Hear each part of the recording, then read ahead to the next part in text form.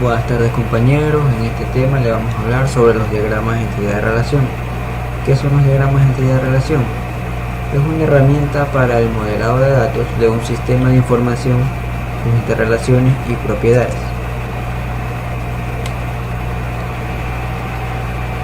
¿Para qué nos sirve este diagrama de entidad de relación?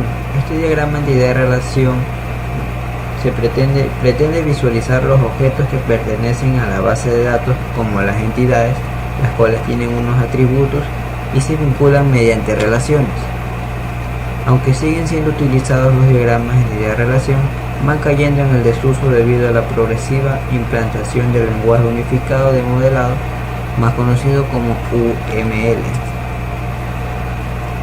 ¿Cómo se hace? Se parte de una descripción textual del problema o sistema de información automatizado. Se hace una lista de los sustantivos y verbos que aparecen. Los sustantivos son posibles entidades o atributos. Los verbos son posibles relaciones. Analizando las frases que se determinan la cardinalidad de las relaciones y otros detalles, se elabora el diagrama de entidad de relación.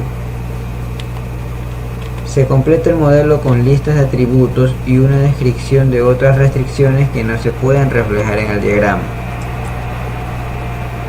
El modelado de datos no acaba con el uso de esta técnica, son necesarias otras técnicas para lograr un moldeo directamente implementable en una base de datos.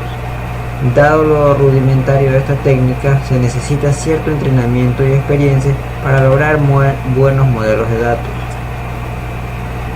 Para tener en cuenta, para realizar un diagrama de entidad-relación, debemos tener claros los siguientes conceptos. Entidad. La entidad representa una cosa u objeto del mundo real, con existencia independiente, es decir, se diferencia de cualquier otro objeto o cosa, incluso siendo del mismo tipo. Puede ser una casa.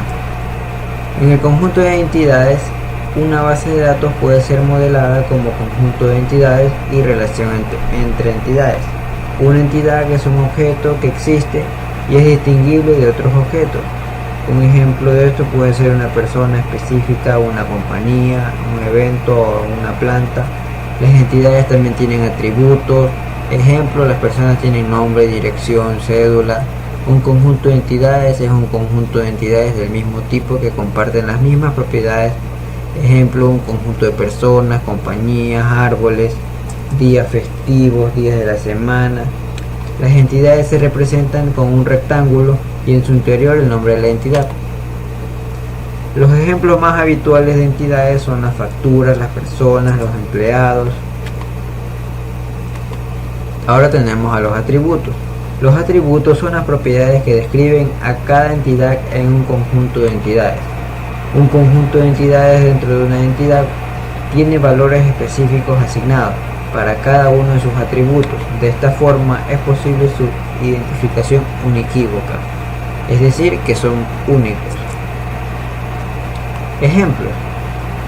A la colección de entidades alumnos con el siguiente conjunto de atributos en común: ID, nombre, edad, semestre, pertenecen las entidades 1, Sofía, 18 años, 2. Estos son los valores a los que se les va a ingresar dicha entidad. 1 sería el valor de ID, Sofía sería el valor de nombre, 18 años sería la edad y el semestre el número 2. Otro ejemplo puede ser el 2, que es el ID, Marcela vendría a ser el nombre, la edad 19 años y 5 sería el semestre. Cada una de las entidades pertenecientes a este conjunto de entidades se diferencian de las demás por el valor de sus atributos. Los atributos se representan mediante elipses y en su interior el nombre del artículo. Las relaciones. Describe cierta dependencia entre entidades o permite la asociación de las mismas. Un ejemplo, dada dos entidades, habitación 502 y Juan, es posible relacionar que la habitación 502 se encuentra ocupada por un huésped de nombre Juan. Un huésped o entidad se aloja en una habitación, que vendría a ser la entidad. Las interrelaciones se representan mediante rombos y en su interior el nombre de interrelación. En los extremos de las líneas que parten del rombo se añaden unos números que indican la cantidad de entidades que intervienen en la interrelación. En este caso tenemos de 1 a varios. Esto también se suele hacer modificando el extremo de las líneas. Si terminan con un extremo, involucran a una entidad. Si terminan en varios extremos, generalmente pueden ser de 3 entidades. La idea es simple, aparentemente, pero a la hora de construir modelos sobre realidades concretas es cuando surgen los problemas. La realidad es siempre compleja. Las entidades tienen muchos atributos diferentes de los cuales debemos aprender a elegir solo los que necesitemos. Lo mismo cabe decir de las interrelaciones. Además, no siempre está perfectamente claro qué es un atributo, qué es una entidad, o qué ventajas obtenemos si tratamos a ciertos atributos como entidades o viceversa. En las restricciones, dos de los tipos más importantes de restricciones son de 1 a 1, donde una entidad A se asocia con lo sumo a una entidad B y una entidad B se asocia con lo sumo a una entidad A. De 1 a varios tenemos una entidad A se asocia con cualquier número de entidades en B o viceversa. Varios a 1 es una entidad A se asocia con lo sumo una entidad en B. Una entidad en B, sin embargo, se puede asociar con cualquier número de entidades. Varios a varios. Una entidad A se asocia con cualquier número de entidades, pueden ser ninguna o varias en B, y una entidad en B se asocia con cualquier número de entidades, ningunas en A. Aquí tenemos relaciones de muchos a unos. En la relación muchos a unos, un préstamo es asociado con varios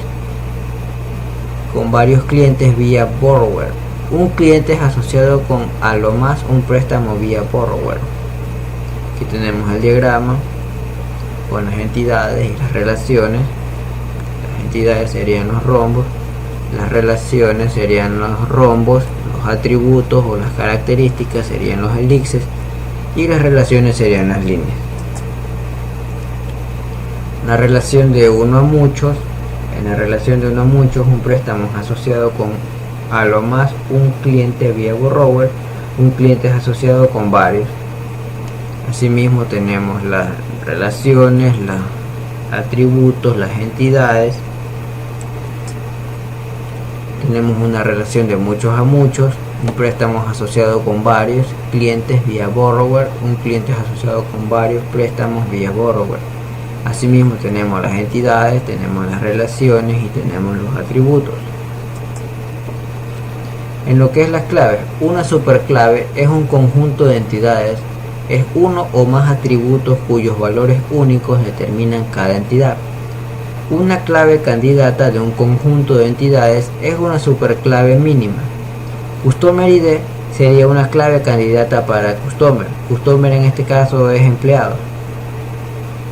El account number o número de cuenta es una clave candidata para cuenta. Aunque pueden existir varias claves candidatas, una de las claves candidatas es seleccionada para ser la clave primaria. En lo que tenemos cuestiones de diseño es un uso de conjunto de entidades versus atributos.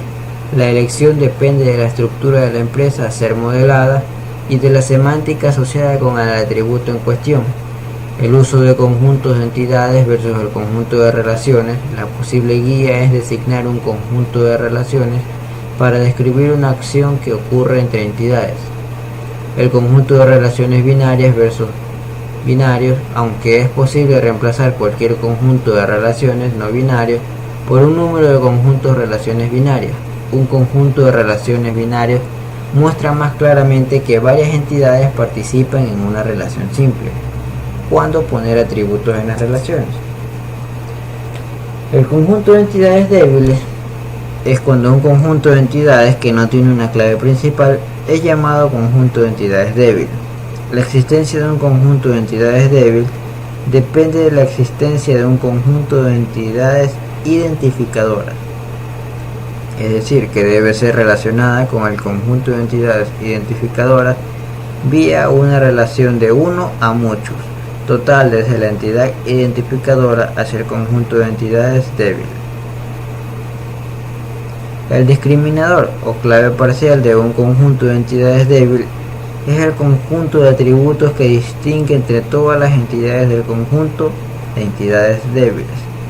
La clave primaria de un conjunto de entidades débiles está formada por la clave primaria del conjunto de entidades fuertes, de la cual el conjunto de entidades débiles se depende su existencia, más un discriminador del conjunto de entidades débiles. El modelo de entidad-relación extendida permite presentar relaciones exclusivas entre sí, jerarquías de especialización y generalización y la agregación de entidades.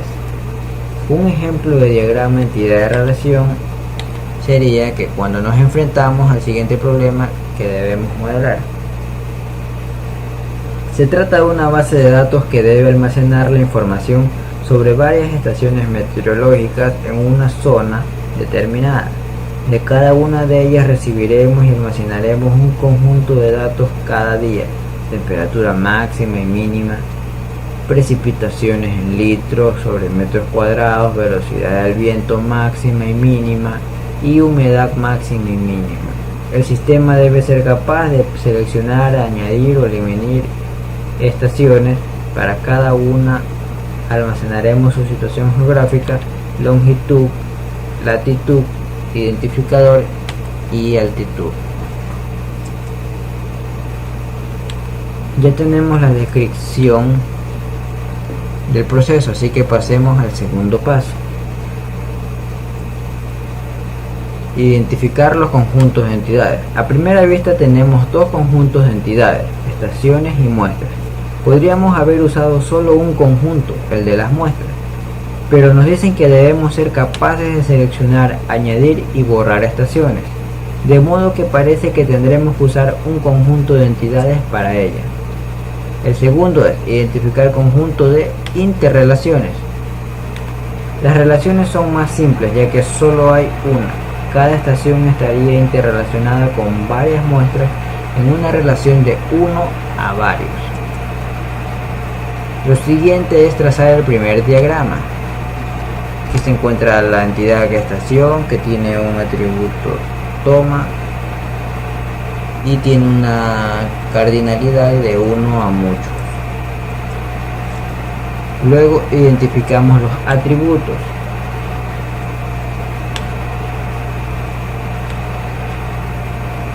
El siguiente paso, como dijimos, es identificar los atributos para cada conjunto de entidades.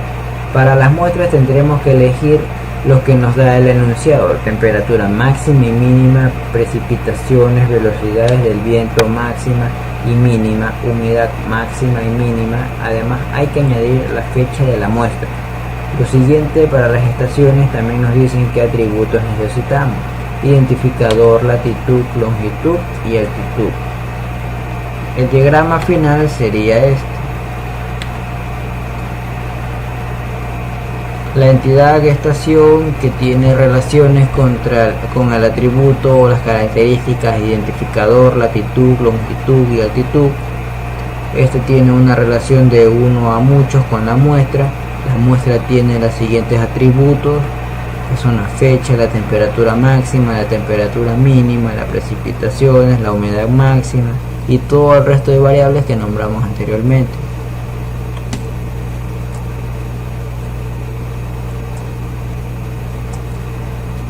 Bueno compañeros, eso ha sido todo. Espero que les haya gustado el video. Denle like, apóyennos y compártanlo si les gustó. Muchas gracias.